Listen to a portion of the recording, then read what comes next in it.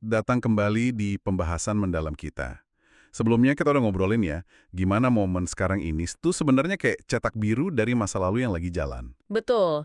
Dan gimana kita bisa nyetel kondisi pikiran kita sekarang biar sadar apa yang beneran terjadi? Yang mana itu jadi cetak biru buat masa depan kita kan. Persis. Nah, kali ini kita mau fokus nih ke bab 8 dari buku ini. Kita lihat ke depan. Anda itu pengennya jadi sosok yang seperti apa sih di masa depan? Sebuah pertanyaan besar ya. Iya. Dan gimana caranya ya ngangkat diri dari situasi sekarang ini biar bisa ke kehidupan yang lebih baik gitu. Kayaknya ini relevan banget buat banyak dari kita. Tepat sekali, bab ini tuh langsung menusuk ke pertanyaan inti. Kenapa sih kita sering ngerasa stuck? Kayak terjebak gitu.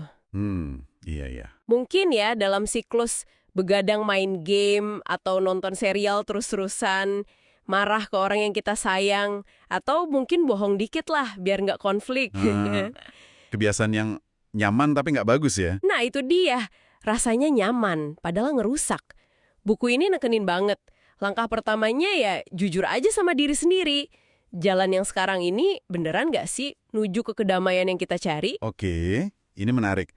Konsep good nature atau sifat baik yang dibahas itu gimana itu bantu kita lihat di belakang kenyamanan palsu tadi?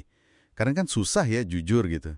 Good nature ini gimana ya? Anggap aja kayak kebijaksanaan inti kita, kesadaran murni yang ada di dalam. Dia bantu kita lihat harga sebenarnya dari kebiasaan yang bikin mandek tadi. Oh, jadi kayak alarm internal gitu. Bisa dibilang gitu. Dia nunjukin bedanya kesenangan sesaat yang cetek sama kebaikan jangka panjang yang asli. Momen kita benar-benar jujur, meskipun munculnya kayak putus asa. Aduh, gue nggak bisa gini terus. Itu tuh menurut buku ini percikan awal kebijaksanaan. Pas kita terima kenyataan apa adanya ya, nggak ditutup-tutupi, itu malah melegakan, ada sesuatu yang lepas gitu. Jadi mirip suara hati nurani yang sering kita cuekin ya. Pas akhirnya kita mau dengerin, baru deh perubahan bisa mulai. Oke. Betul. Terus setelah kita jujur nih, sadar dibantu good nature ini, langkah konkretnya gimana? Biar keluar gitu. Buku ini kan ada prosesnya ya. Iya, ada proses yang jelas. Mulai dari mengetahui, knowing, sadar dulu polanya, Oke. terus memahami, understanding, ngerti kenapa sih kita gitu, habis itu bangun visi, vision, bayangin alternatif yang lebih oke. Visualisasi ya. Semacam itu. Lalu cari inspirasi, rasain dorongan buat berubah. Nah, baru deh ambil tindakan action. Langkah nyata sekecil apapun nggak apa-apa. Oh, jadi nggak harus langsung gede gitu ya tindakannya? Nggak perlu. Justru satu penyesuaian kecil aja hari ini, yang penting sejalan sama sosok ideal Anda. Ini proses ngelepasin yang udah nggak guna lagi. Pelan-pelan tapi pasti. Dan akhirnya, ya menuju kehidupan yang lebih baik, better life. Ini perjalanan. Satu langkah, satu langkah. Masuk akal sih prosesnya. Nah, ini nyambung ke bagian yang menurut saya paling nusuk ya di bab ini, refleksi sebelum saya meninggalkan dunia ini. Pertanyaan-pertanyaannya itu, wah, bikin diam saya bacanya. Iya, bagian itu kuat banget karena fokusnya geser, bukan cuma memperbaiki diri, tapi lebih ke keselarasan yang dalam. Keselarasan, maksudnya, Buku ini nantang Anda para pendengar juga buat nanya ke diri sendiri. Anda sekarang ini jadi sosok yang bakal dibanggain sama diri Anda waktu kecil nggak? wow, Sosok yang, dikagumi sama anak kecil tuh. Karena bijaksana, bikin ngerasa aman. Anda udah jadi wali atau pelindung yang bertanggung jawab buat diri sendiri belum? Sosok dewasa yang mungkin dulu Anda butuhin banget. pertanyaan berat ini? Emang, intinya tuh ngerucut ke sini. Siap nggak Anda jadi seseorang yang layak diikuti?